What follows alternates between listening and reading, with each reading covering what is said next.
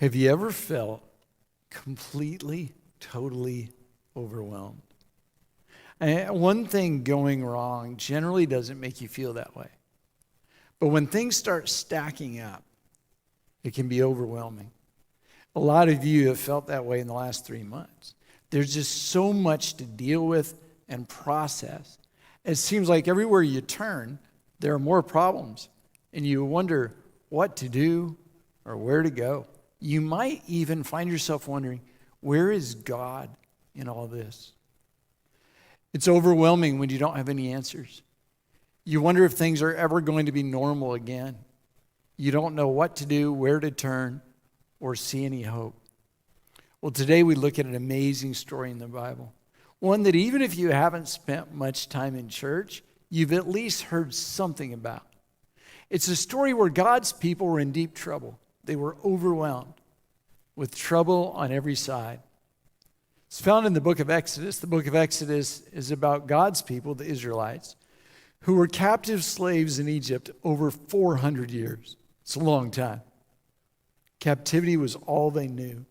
And it all changed when God spoke to Moses and instructed him to lead the Israelites out of slavery and into the promised land. Moses went to Pharaoh and said, "This is what the Lord, the God of Israel, says. Let my people go." But Pharaoh had no interest in that. He had no interest in releasing the slaves. In response, God sent a series of plagues on the land of Egypt. Finally, Pharaoh relented and allowed the Israelites to leave. And what a great day that must have been for the Israelites. They were excited to finally be free. And that's where we pick it up, Exodus 13:17. When Pharaoh let the people go, God did not lead them on the road through the Philistine country, even though that was shorter. For God said, if they face war, they might change their minds and return to Egypt. They've been captive for years. Now they were finally leaving Egypt, and God decided to send them the long way around. And I wonder if they knew they were missing the shortcut. Can you imagine back in the ranks saying, "Hey, I thought we were going to the promised land. It's that way, and we're going that way." After all the time in Egypt, why in the world are we taking the long way? So God led the people around by the desert road towards the Red Sea. God's route to the promised land not only was a long cut, it led them through the wilderness, through the desert.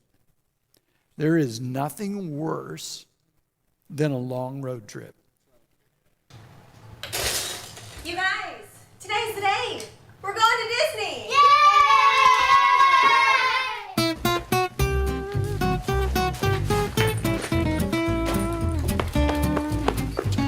You did get all their activities, right, for the car ride? Yeah, they have a lot.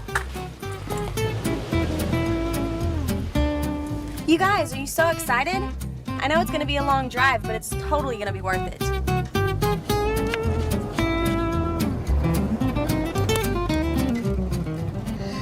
Mom, I'm so bored. What? Quit looking at me. I'll look at you if I want to. You guys, we're going to Disney. Stop complaining. It's going to be worth it. Mom, are we there yet? This is the worst vacation with all this driving. Mom, I have literally read all of these books. Are we there yet? Where's Disney? I don't see Mickey Mouse. It's been like 14 days. When is this ever going to be over? Mom, I want to go home.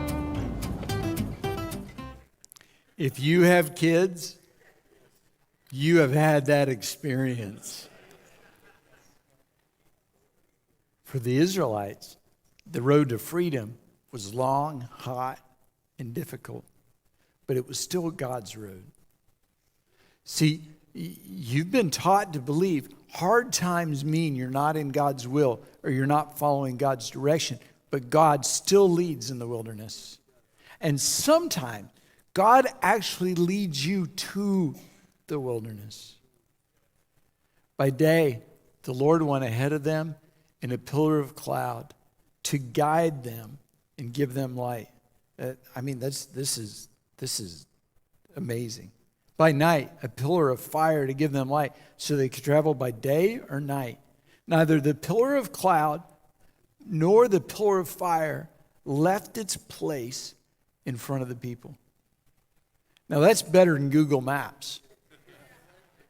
It might have been the long way, but there's no doubt it was God's way, because all they had to do was follow the cloud and follow the fire. And then the Lord said to Moses, "Tell the Israelites to turn back." I think I would have stopped Moses right there and said, "Hold on a second. Do what? Are you crazy? God wants us to turn back? We don't need to turn back. We need to go forward and get as far away from Egypt as we possibly can." Turning back is the completely wrong idea. Turn back and encamp near Pahahiroth, between Migdal and the sea.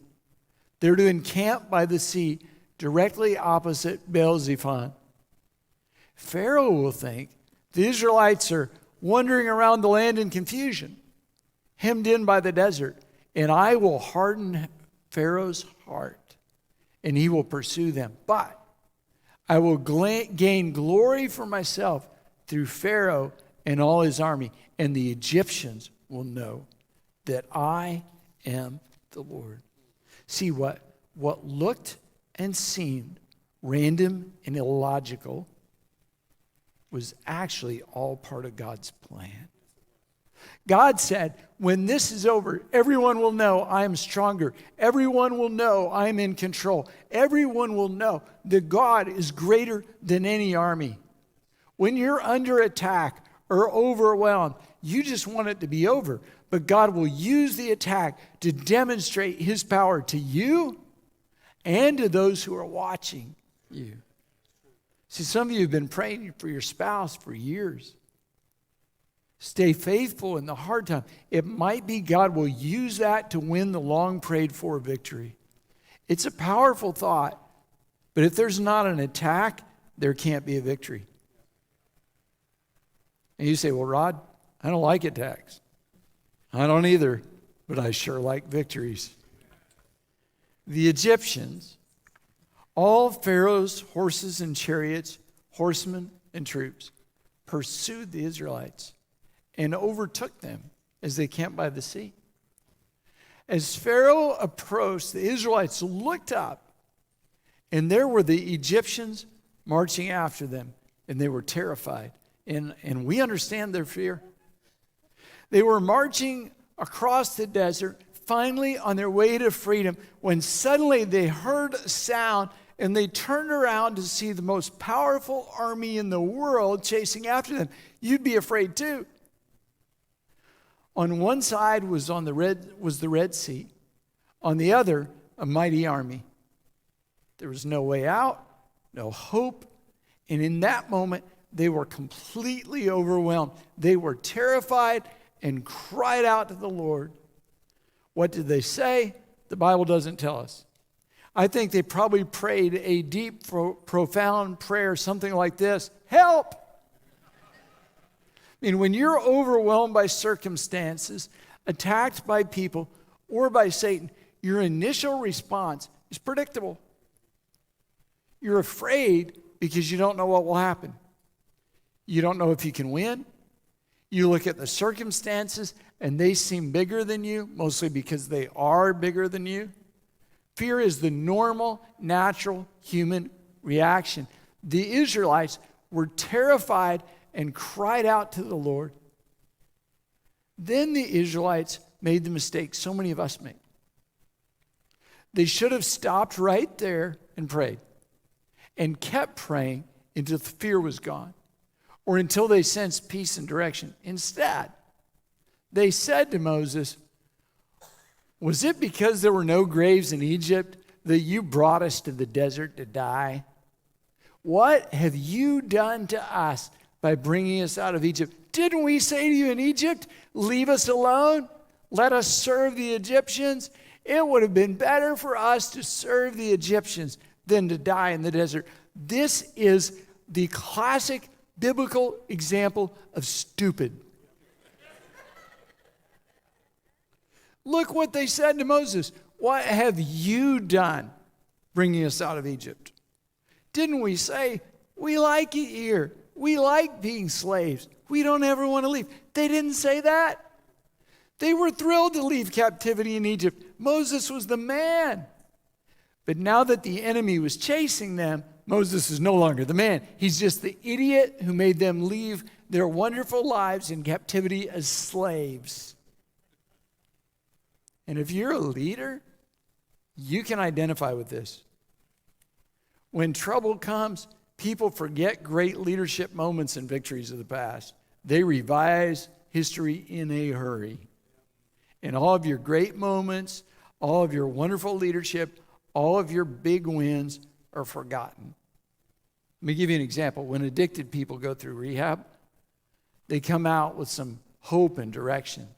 They listen to guidance. They follow directions. They trust.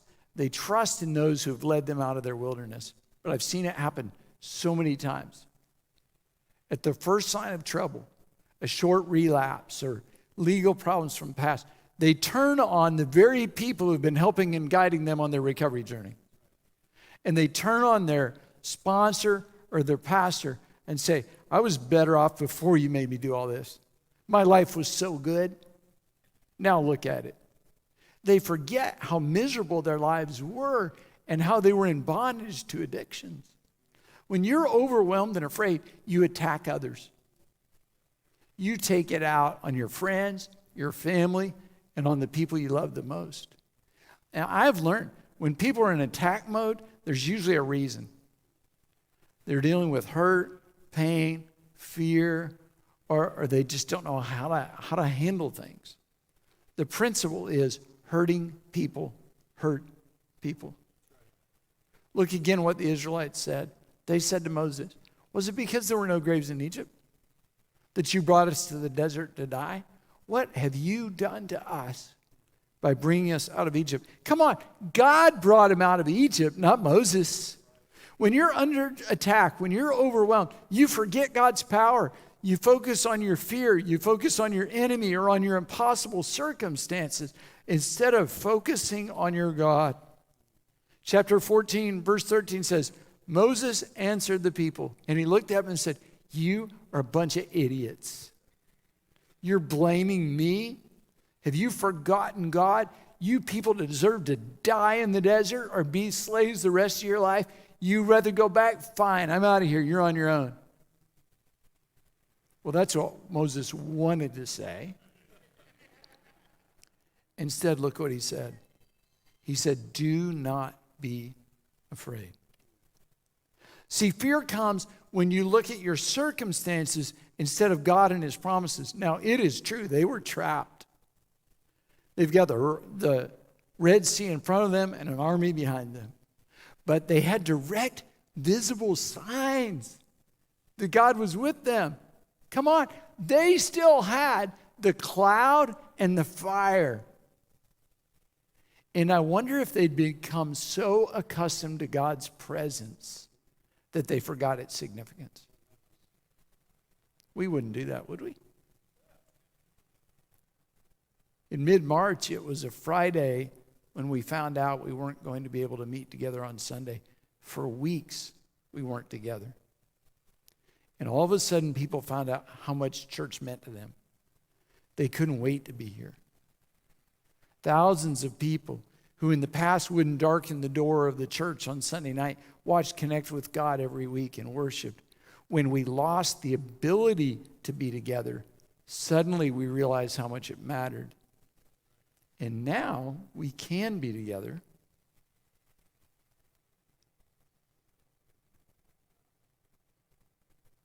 And I pray, God, don't let us go back to the way it used to be.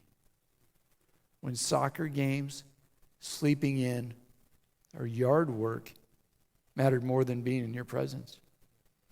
Lord, would you help us not to return to misplaced priorities and a casual ignoring of your presence? I'm very concerned for the church right now. And I'm very concerned that we have developed unhealthy habits, and it's going to be a challenge to redevelop those healthy habits. God said, do not be afraid.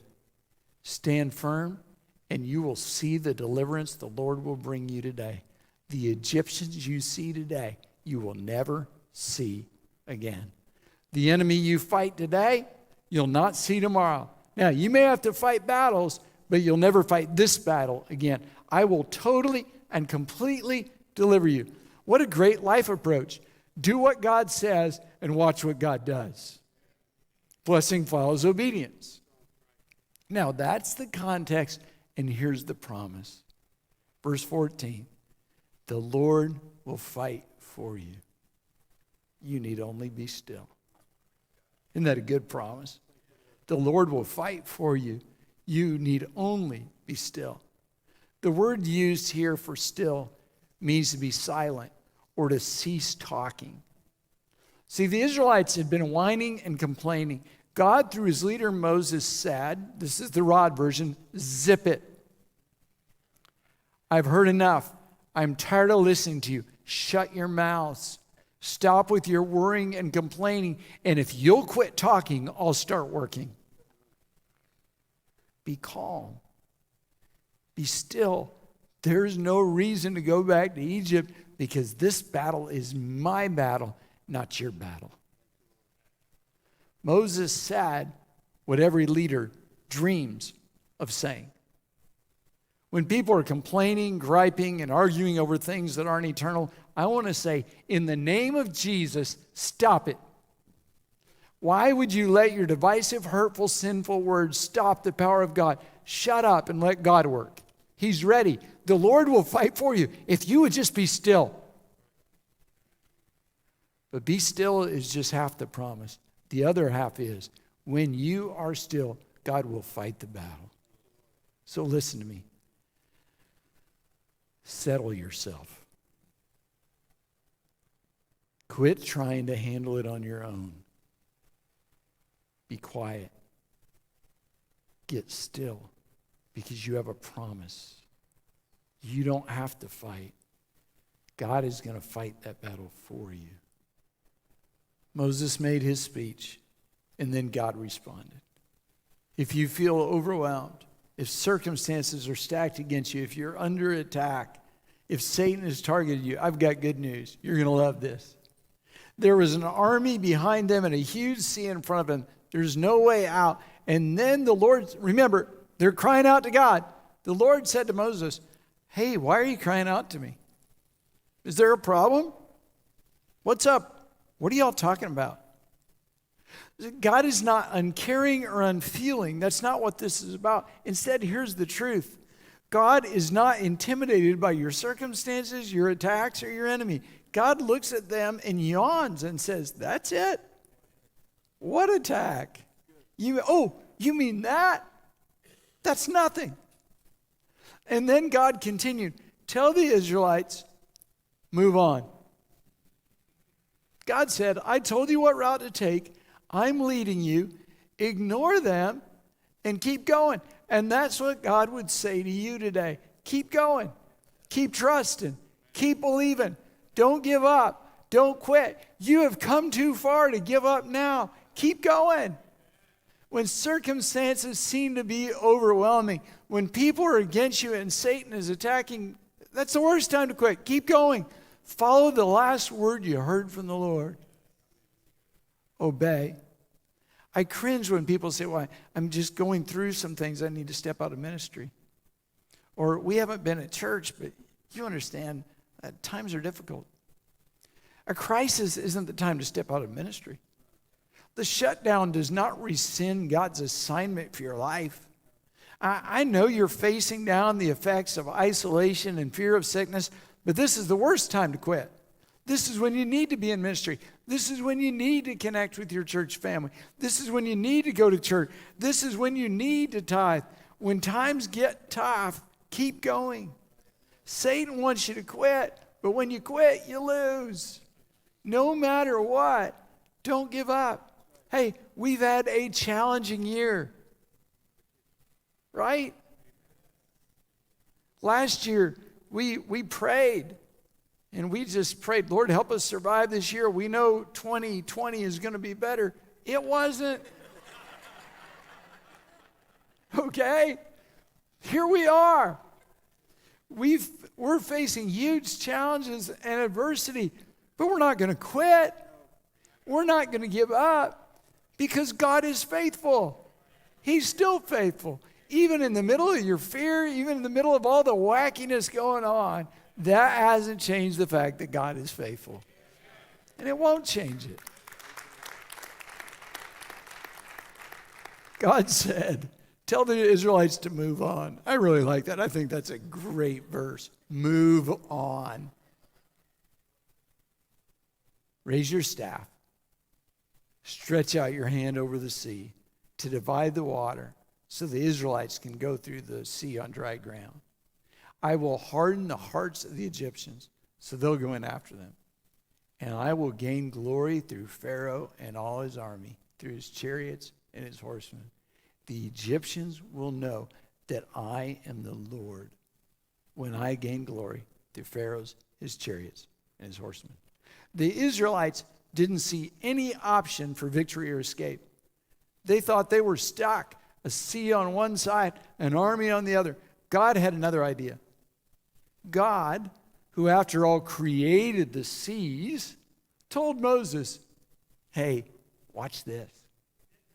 Check this out. My plan is so amazing, no one will be able to say it's a fluke. I am God, and I will deliver you. So stretch out your hand, and I'm going to make a way through the sea. Do you feel like there's no way out? God says, watch this. I've got an answer for the doctors. I created your body. Because I created your body, I can heal your body. Watch this. I've got an answer for your marriage. I designed marriage, and I can restore yours. Watch this. I've got an answer for your children. I gave you those children, and I'm going to bring them back to you. If you have no answer financially, God says, watch this. Nothing's too difficult for me. I've already defeated Satan. His power is no match for mine. Watch this. I will provide you with a way out. God would say to you today, you may think you're surrounded, but there is no such thing as surrounded with me because I am God and I surround everything. Those enemies that surround you, I've got them surrounded. You feel overwhelmed, but I'm about to turn it around. Watch this. God takes the impossible and makes it possible. That's God's history. Then Moses stretched out his hand over the sea, and the Israelites who were at the front had to be thinking, what in the world? And all that night, the Lord drove the sea back with a strong east wind and turned it into dry land. The waters were divided, and the Israelites went through the sea on dry ground with a wall of water on their right and a wall of water on their left. Now, for centuries, commentators have tried to come up with a natural reason for this miracle. You can read some great things. It was a cyclone. It was a tornado. It was an earthquake. It was a volcanic eruption, which still, all that to me that's pretty incredible to happen just when Moses reached out his hand. I've even seen arguments that it wasn't really a sea, it was a swamp. If it was a swamp, then what happens next is even more miraculous. The Egyptians pursued them, and all of Pharaoh's horses and chariots and horsemen followed them into the sea. During the last watch of the night, the Lord looked down from the pillar of fire and cloud at the Egyptian army, and he threw it into confusion. He made the wheel of their chariots come off, so they had difficulty driving. And the Egyptians said, let's get away from the Israelites because the Lord's fighting for them. They knew what was happening. The Lord was fighting for the Israelites. And then the Lord said to Moses, stretch out your hand over the sea again, so the waters may flow back over the Egyptians and their chariots and their horsemen. Moses stretched out his hand over the sea, and at daybreak, the sea went back into its place. The Egyptians were fleeing toward it. The Lord swept them into the sea. The water flowed back and covered the chariots, the horsemen, and the entire army of Pharaoh that had followed the Israelites into the sea. Not one of them survived. But the Israelites went through the sea on dry ground with a wall of water on their right and a wall of water on their left. That day, the Lord saved Israel from the hands of the Egyptians. And Israel saw the Egyptians lying dead on the shores. I guess God drowned them in the swamp. The deliverance of God was complete and spectacular. Israel couldn't take any credit. God got all the glory. God didn't use them to fight the battle. God fought the battle. God didn't give them a creative plan. God fought for them. God didn't use one of them as a hero to save the others. God saved them all. God saved his people when he couldn't save themselves. And now watch what happens. When the Israelites saw the great power the Lord displayed against the Egyptians, the people feared the Lord and put their trust in him and in Moses, his servant. Man, these people are schizophrenic, aren't they? All of a sudden, Moses is the man again, and they're not criticizing Moses anymore. But here's the principle. When they saw God's power at work, their fear was changed to trust. That's what happens. When you see God begin to work, all of a sudden, all that pent-up fear, all that worry and all that anxiety, all of a sudden you realize the Lord's got this. He's got it under control. He can handle this. And the fear begins to evaporate as trust takes its place. God looks at what you're facing, what we're facing, and says, that's what you're worried about? Come on, keep going and watch this. Watch what I'm going to do. Watch what's about to happen. And you're going to be amazed at my power. And then on the other side of the Red Sea, when God destroyed the enemy, the Israelites did two things. They watched and they worshiped. God gave them the victory and they never had to fight. Worship is our natural response when God does for us what we could never do ourselves. And I have a word from God for you today. Say, Rod, how do you know it's a word from God? Because it's from the word of God. This promise, do not be afraid. I know things look uncertain. I know everything, every time you open your web browser, turn on the news, there's more bad news. I got that. I'm living in the same world you're in. I get it. Do not be afraid. Stand firm. Don't go back. Don't give up. Keep doing what's right. Keep doing what you know to do. Stand firm. Not in your own ability, but in his. Stand firm. And you will see the deliverance the Lord will bring you today. The Lord will fight for you. You need only be still.